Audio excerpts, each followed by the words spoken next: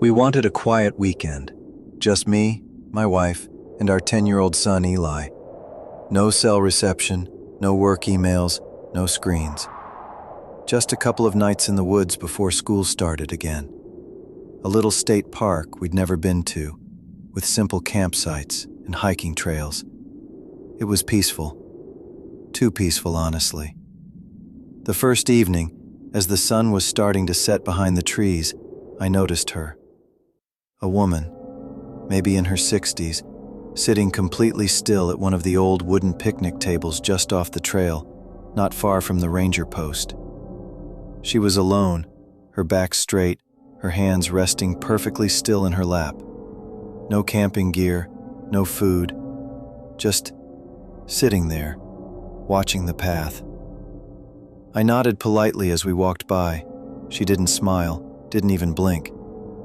My wife whispered, "Creepy," under her breath, and we both laughed it off. The next night, around the same time, there she was again. Same spot, same position, same expressionless stare. Only this time, she wasn't looking at the trail. She was watching our campsite. We were maybe 200 feet away, just close enough to make out her silhouette in the orange haze of sunset. She never moved, not even when Eli waved at her. My wife looked uneasy, but I told her she was probably just some loner who liked the quiet. Still, something about the way she sat there gave me this crawling feeling under my skin, like we were on display, like we were being studied. That night, I double-checked the tent zipper, locked the car, left the lantern on outside. But in the morning, she was gone. No trace of her. Not on the trail, not at the picnic table. I figured she must have packed up early. We decided to take a short hike after breakfast. About 10 minutes in, I noticed something shiny half buried in the brush. A phone. No case. Just dirt-smudged glass and a faint crack across the corner. I picked it up. Weirdly, it still had battery. I figured it must have been dropped recently. No passcode. When my wife unlocked it, it was already on the camera roll. The first few photos were blurry. Tree branches, the creek, shadows. Then, there was our tent. A shot taken from behind a tree, maybe 50 feet away. Then another, closer. You could see my wife and Eli sitting by the fire, completely unaware. Then one of me, standing by the grill, flipping burgers. But in the corner of that one, there was her, the woman, barely in frame, standing half behind a tree, watching. Swipe. More pictures. Eli skipping rocks by the creek, my wife brushing her teeth at the spigot, me zipping up the tent. Every single one had been taken since we arrived. There was one last photo. It was dark, lit only by the light of our lantern. It was the inside of our tent. Eli's small form sleeping, my wife curled up beside him. The picture was taken from the entrance, from inside the tent flap. I dropped the phone. We packed in under 10 minutes. We didn't speak, we just moved. My wife was shaking so hard she couldn't get the tent poles back in the bag. At the ranger station, I turned the phone in. I didn't mention the photos. I couldn't explain them without sounding paranoid or insane. But as we drove away, I checked the rearview mirror. The picnic table was empty. But standing by the tree line, almost out of sight, I swear to God, was a figure. Still, watching. I was supposed to spend the weekend with friends at a lake cabin we rented together. Kind of a digital detox trip. No phones, no distractions. Just fishing, grilling, and catching up. The plan was for me to arrive late Friday evening. Everyone else had gone up earlier that afternoon, but I had to work a full shift. So I hitched a ride with a coworker who was headed in the same general direction. It was almost pitch black when we pulled down the gravel road. The area didn't have great reception. and the GPS cut out about 2 turns before we got there. But the directions had said, second cabin on the left after the boat rental sign. And that's exactly what we saw. The place looked pretty quiet, just one porch light on, no cars in the driveway, but I figured maybe they parked around back or were already inside hanging out. I thanked the guy for the ride, grabbed my bag, and headed up the steps. The front door was unlocked. I stepped inside and called out, "Yo, it's me." No answer, but I figured maybe they were down by the water or sitting out back. The weird thing was, the place was immaculate. No bags, no food, no clutter, not a single sign anyone else had arrived. My stomach dropped a little. I backed out onto the porch and double-checked the directions on the crumpled paper in my pocket. Second cabin on the left, after the boat rental. I texted my buddy, but of course, no signal. I figured I'd wait it out. Maybe they went to town or took a walk and I just beat them here somehow. I didn't want to sit out in the dark with mosquitoes swarming, so I went back inside and sat on the couch. That's when I heard something. A soft creak from down the hall, like the sound of a footstep on old wood. I froze. "Hello?" I called. Silence. I stood up slowly and walked to the edge of the hallway. There were 3 doors, 2 cracked open slightly, and 1 completely shut. I didn't go any farther. Something felt wrong. I grabbed my backpack, deciding I'd just go wait out front until someone pulled in. But as I turned toward the door, I heard another sound. Click. The sound of a doorknob gently turning. From the shut door at the end of the hall. I backed toward the door, heart pounding, my hand on the knob when I heard it again. A slow, deliberate turn, like someone was trying to open it, quietly. I yanked the door open and ran down the steps. That's when I noticed the detail I'd missed earlier in the dark.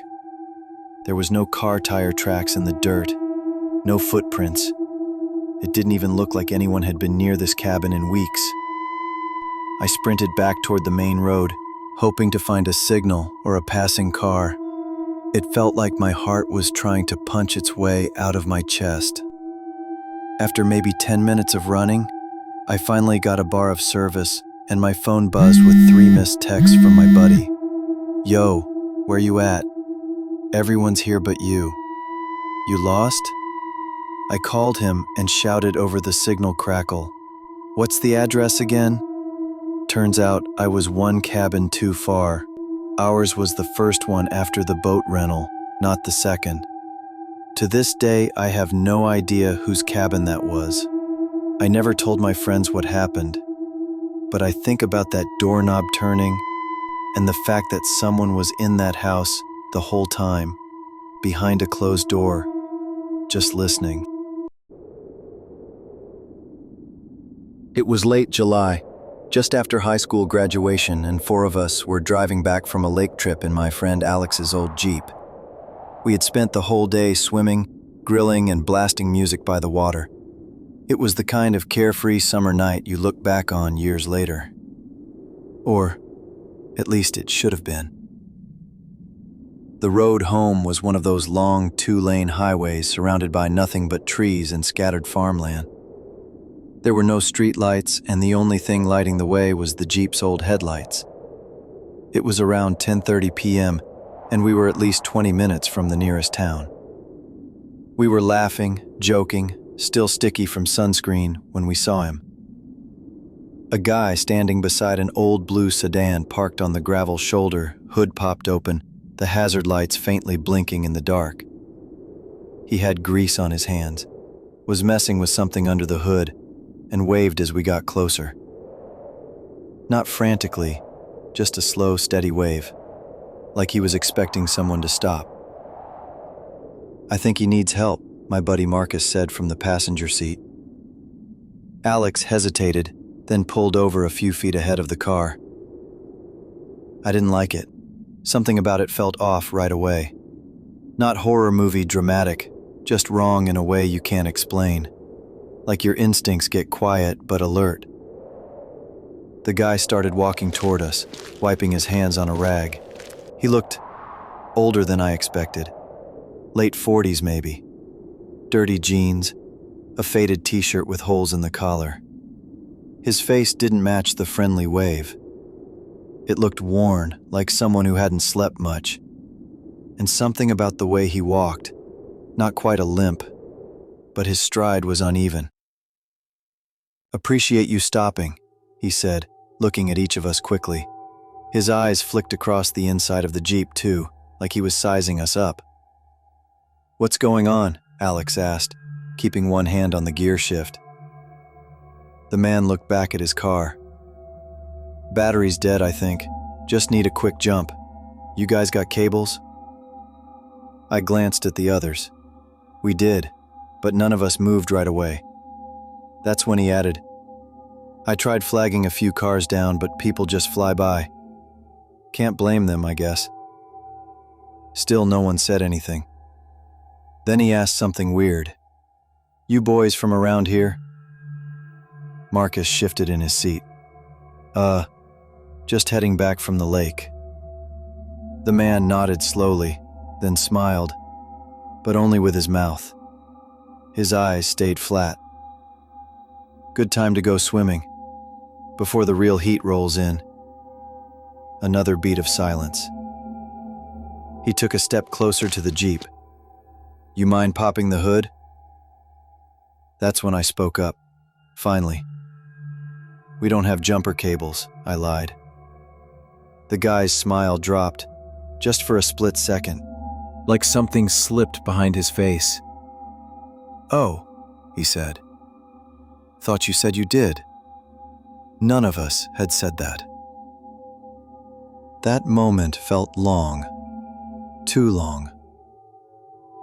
Then Alex, without a word, put the Jeep in gear and slowly rolled forward. We expected the guy to wave or step back, but he didn't.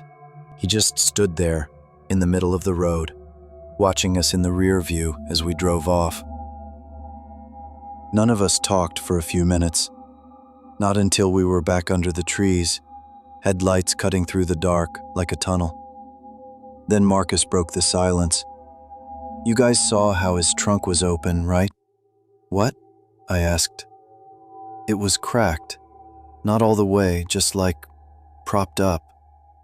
I only noticed when we started to leave. I felt a chill crawl up my spine, and then Alex said, there was someone in the passenger seat.